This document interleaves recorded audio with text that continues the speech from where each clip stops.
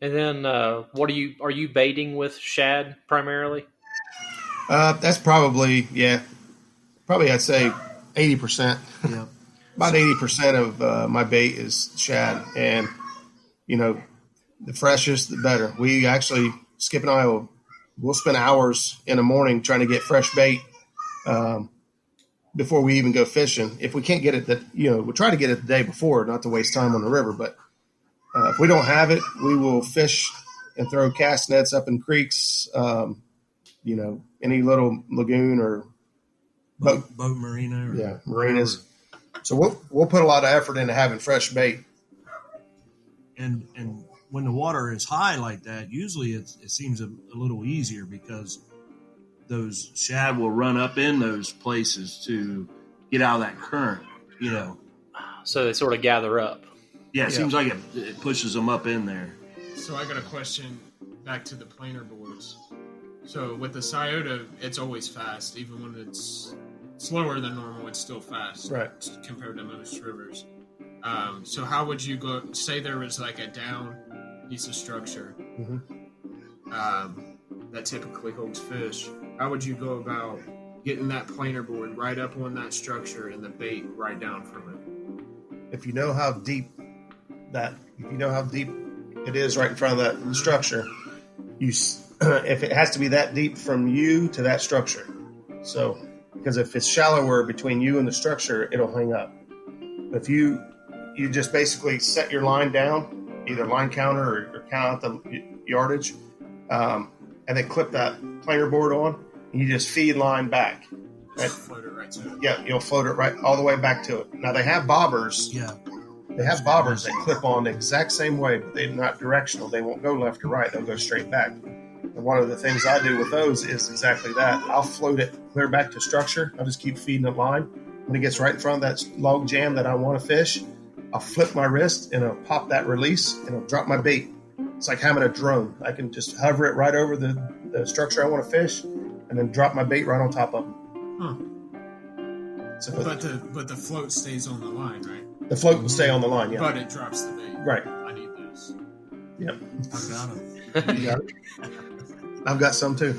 Don't worry. Hey, Terry, you're sitting in between two guys that are stocked to the gills for catfishing. You're good to go. Yeah, I know. Was that pun intended or not? Well, I'll let the listeners decide on that. I have really just got into this catfish thing within the last year. Before, I've always been kind of a multi fisher. Used to I loved bass fishing. Ponds, and before I got a boat. Used to really enjoy. Thought I was going to be the next Bassmaster. But then. Just always enjoyed catching fish, no matter what they were. And, but after getting a few good size cats under my belt, I don't know, there's just nothing like it, So especially, is that what it is every about time you, just those big, is that what it is about catfishing? Just the possibility of the big catfish? Yeah, that's what I was getting ready to say. Every time you set up, knowing that there's a possibility that your new personal best could be caught, that's the excitement for me. Yeah. Or just catching it up. I mean, I could catch, 10, 20 pounders all day long, and it's a blast, Right. It's fun. The fight, the fight that you feel from them, and then being able to, take your picture and then put him back in the water and watch him swim off for someone else. There's just nothing like it for me. No. So what are your guys' personal bests? Mine is 44 twice this year. Hey, there you go. Roger, how about you? My personal best is a flathead, and it weighed 55.03.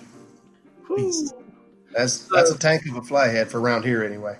Do you know what the state record is? Yeah, for flathead here, it's like 70 or 80. 76, I think. Yep, 76. The state record for Colorado, anybody want to take a guess? For flathead? Yeah, for flathead. No idea. No idea. Just start. 55. 55. Okay. Anybody else want to go over under? 36. I don't know how big they get there. 31. Hey, I was close. Yep, that's not bad. Probably Blue because cat. of the cold water. I think so. Blue cats. Who knows the Ohio State record? Ohio is 96, 96. 6. I believe.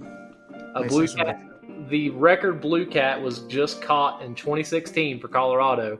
24 pounds. Wow. I would have thought. I figured the blue would be bigger than Yeah. I don't think they do they have a lot of big lakes out there or rivers? There's a lot of big lakes. The rivers are garbage. Yeah. The one famous river, Colorado River, they're not big enough to sustain that kind of size fish. Or you're fishing the wrong things. Yeah. Well, how Maybe about you should look into steelhead. Because Well- I've seen some real skinny water, some giant steelhead come out of it. so striper, walleye, and muskie are huge around here. Oh, wow. Yeah, you got to start muskie fishing. I know. Here's the surprising one: channel cat. What's the record channel cat for Ohio? You guys know? It's like 38, I think. Yeah. The record channel cat out here is 44. Oh, wow. Holy Yeah. cow. Big. The channel cat is bigger than the flathead and the blue. In the blue. But here's the thing about a channel cat. I mean, they can live anywhere. They even live in the ocean. Yeah. So that's a little bit trivia. Channel cat, that's a heck of a fight. Oh, man. The channel cat will fight you to the boat. It will fight you in the boat, and it will fight you trying to let him out of the boat. Yeah. They're mean Pound, suckers. pound for pound, they are a fighter. Yeah, I've probably gotten stung by a catfish more times than I can remember, and only once was a flathead. The rest were all channel cats. Can you explain what stung means? Well, actually, barbed. It's not stung. That's just that's Ohio terminology. But It feels like a sting because it Yeah. pokes you in it, and then it burns because Yeah. there's bacteria on their fins. But yeah, it's actually their dorsal fin and the two fins on the side, not the whiskers. Hey, Zach, real quick. Yeah. Is the sounds in the background, is that going to affect this? I mean, just whoever ends up listening to this will hear that. Oh, okay. It adds character. I mean, Okay. I'm not making this a prim and proper thing. It's just a conversation. That's all it is. So, in your guys' opinion, what makes the Ohio River, such a big cat destination? Why do they get so big there? Probably food. there's a good food source. And habitat. Habitat too. There's The- deep water. The sad thing is that Ohio River, in most parts, is declining big time on big catfish due to pay lakes. Commercial You brought up something I was going to talk about, so go ahead and let her rip. Yeah, so the commercial fishermen, there's rules and regulations against sizes and creel limits on these big fish. For the most part, they're just not being enforced. So these commercial guys, they're taking hundreds of fish and thousands of pounds out of the river weekly and selling them to pay lakes. And this is my opinion, but I used to fish pay lakes, and I hate to admit it now, knowing what it does to the fish. But it's basically certain death for those fish. I think on average, they have a 3 to 6 month life expectancy from the time they're put in that pay lake. But the thing is, they're getting paid good money per pound on those fish, and that's all that matters. It's all about the dollar. And so the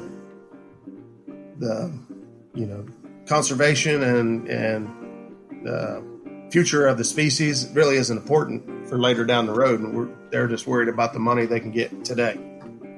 It's really put a hurt on the Ohio River. A lot of data backs it up.